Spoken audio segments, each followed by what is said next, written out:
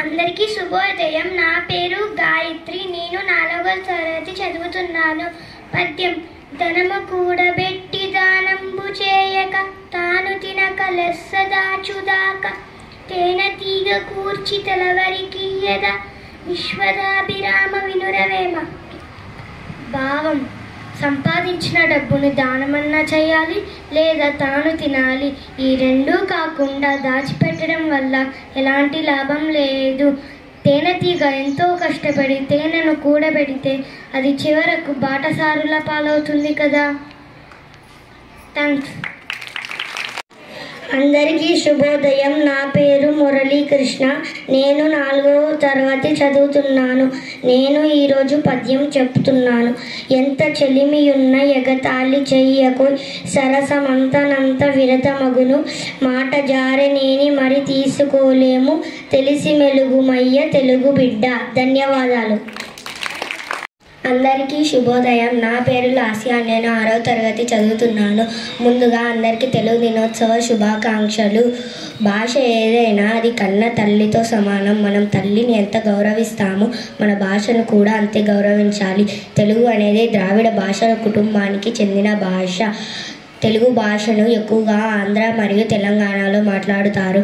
భారతదేశంలో మాతృభాషగా మాట్లాడే భాష తెలుగు 4వ స్థానంలో ఉంది. జనాభా లెక్కల ప్రకారం భారతదేశంలో 82 మిలియన్ల మంది తెలుగులో మాట్లాడుతున్నారు. ప్రపంచవ్యాప్తంగా మాతృభాషగా మాట్లాడే భాష తెలుగు 15వ స్థానంలో ఉంది. శ్రీకృష్ణదేవరాయలు తెలుగు భాషను దేశ భాషలందు తెలుగు లెస్స అని అన్నారు. తెలుగు భాషలో గొప్పవాళ్ళు రాసిన కవితలు, పద్యాలు, కథలు చాలా ఉన్నాయి. మన భాషలో ఎన్నో గొప్ప గీతాలు, మహాభారతం, రామాయణం, భాగవతం ఇలా ఎన్నెన్నో ఉన్నాయి. తెలుగు భాష గురించి ఎంత చెప్పుకున్నా తక్కువే. తెలుగు భాషను గౌరవించండి. ధన్యవాదాలు. అందరికీ శుభోదయం. నా పేరు హేమలత. నేను 6వ తరగతి చదువుతున్నాను. ముందుగా అందరికీ తెలుగు దినోత్సవం శుభాకాంక్షలు. పద్యం. ఆంధ్ర భాషయమృత మంద్రాక్షరంబులు మురువులొలుకు గుండ్ర ముత్యములు ఆంధ్రదేశ మాయురారోగ్యవర్ధకం బాంధ్ర జాతి నీతిననుసరించు. భావం. ఆంధ్ర భాష అమృతం వంటిది. తెలుగు అక్షరాలు గుండ్రంగా ముత్యాల్లాగా ఉండి అందాలలుకుతూ ఉంటాయి. ఆంధ్రదేశం ఆయుష్ను ఆరోగ్యాన్ని వృద్ధి చేస్తుంది. ఆంధ్రజాతి ధర్మాన్ని అనుసరించి నడుచుకుంటుంది. ధన్యవాదములు. అందరికీ శుభోదయం. నా పేరు హిమశ్రీ. నేను 6వ తరగతి చదువుతున్నాను. ముందుగా అందరికీ తెలుగు భాష దినోత్సవం శుభాకాంక్షలు. తెలుగు భాష మన ఆంధ్రులకు మాతృభాష. ఏ ప్రాంతం వారికి ఆ ప్రాంతంలో మాట్లాడే భాష మాతృభాష అయితే మనకు తెలుగు భాష మాతృభాష అవుతుంది. ఎవరి అమ్మ వారికి ఎలా గొప్పదో అలాగే ఎవరి భాష వారికి అలా గొప్పది. మనం అమ్మని ఎంతటి గౌరవాన్ని ఇస్తామో అలాగే తెలుగు భాషని కూడా అంతటి గౌరవాన్ని ఇవ్వాలి అని పెద్దలు అంటారు.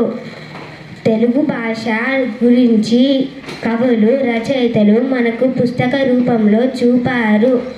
మనం ఏ భాష నేర్చుకున్నా కానీ తెలుగు భాషను మర్చిపోవద్దు. శ్రీకృష్ణదేవరాయలు దేశ భాషలందు తెలుగు లెస్స అన్నారు.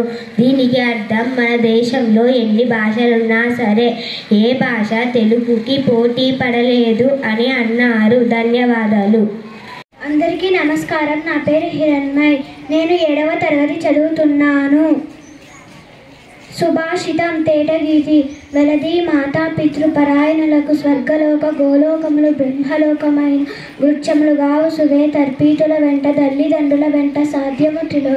తాత్పర్యం. సీత తల్లిదండ్రులను సేవించే బిడ్డలకు స్వర్గలోకం, గోలోకం, బ్రహ్మలోకం కూడా అందలేదనే బాధ ఉండదు. తల్లిదండ్రులను సేవించడంతో త్రిలోకాలు సాధ్యమవుతాయి. తొలి తెలుగు రచనలు. తొలి తెలుగు ఇతిహాసం ఆంధ్ర మహాభారతం. నన్నయ్య, ఎర్రన్న, తిక్కన్న.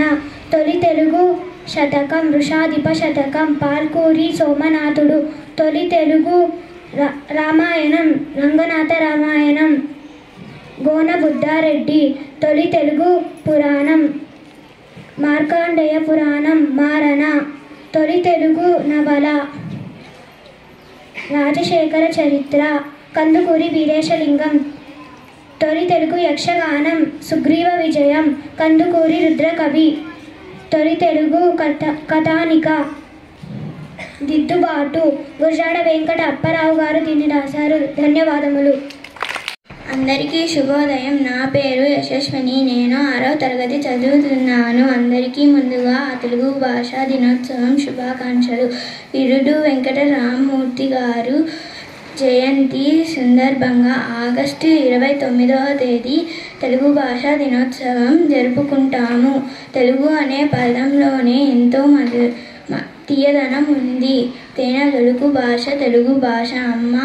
అమ్మ ప్రేమ ఎంత స్వచ్ఛమైందో అమ్మ అనే పదానికి తెలుగు భాష ప్రాణం పోసింది. వీడు వెంకట రామ్మూర్తి గారు గాంధీయ పదంగా పాఠశాలలో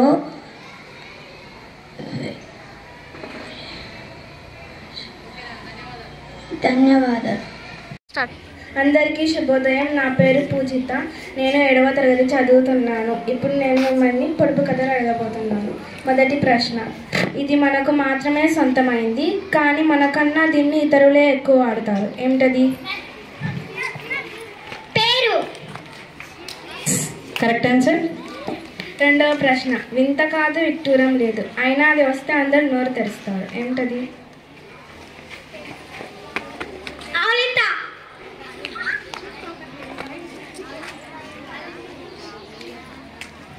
పన్నెండు చొక్కాలున్నా